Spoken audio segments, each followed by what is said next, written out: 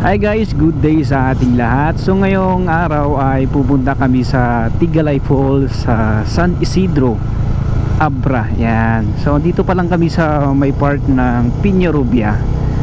So kasama ko ngayon si Sergeant Baon at si Sergeant Aris. Yan.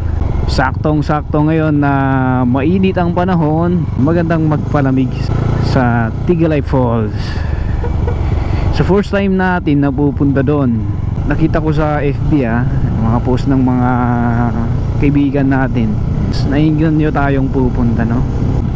Sa tagal-tagal ko nandito sa Abra ay ngayon ko lang mapuntahan, no? Hindi ko pa napupuntahan lahat ng mga magagandang lugar dito sa Abra, no?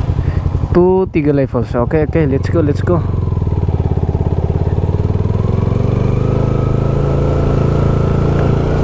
Sabi ng pinagtanungan ko kasi is accessible ng sasakyan daw eh.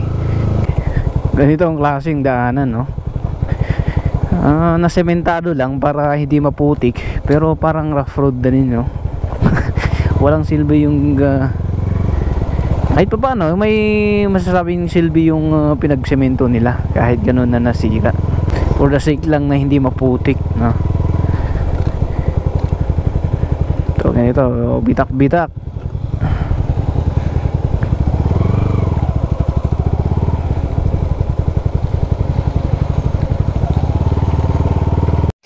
Yun, sa wakas nakarating na kami dito sa Tigalay Falls. Yan, picture muna sila.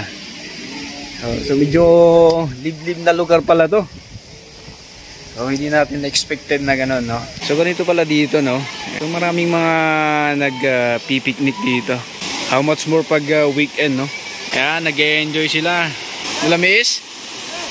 Ay, lamig daw ng tubig, oh. So pupunta kami dun sa taas niya para makita kung anong meron dun. Ito yung itsura niya pag dito ka sa taas. Pero bawal tatalon kasi konti yung tubig. Napakadelikado. Tumula dito ay matatanong mo sa baba niya. Maganda pala dito, guys. Ayos. Nandito na kami sa Mini Kaparkan Falls. Solid, maganda dito. Nag-enjoy sila mga mothers natin doon, no? Di pa kami naliligo pero basa na kami ng pawis. Ayan, tignan nyo naman yan, no? Falls. Yan. Picture. May kasama kayo, Ayan. Ayos. Pogi! Sige na! You always in my mind.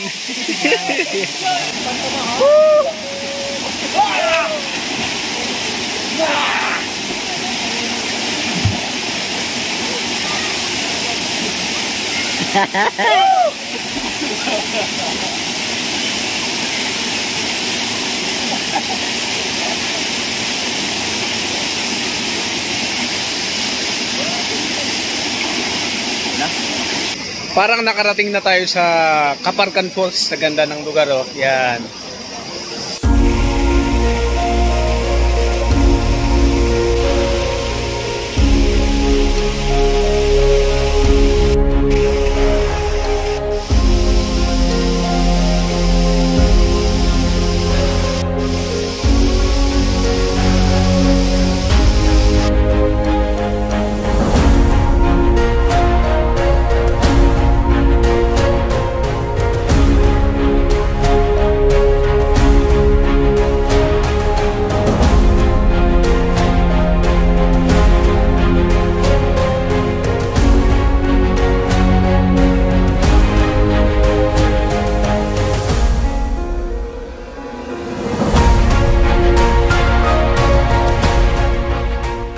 Sir, kumusta po ang pagpunta nyo dito sa Tigalay Falls?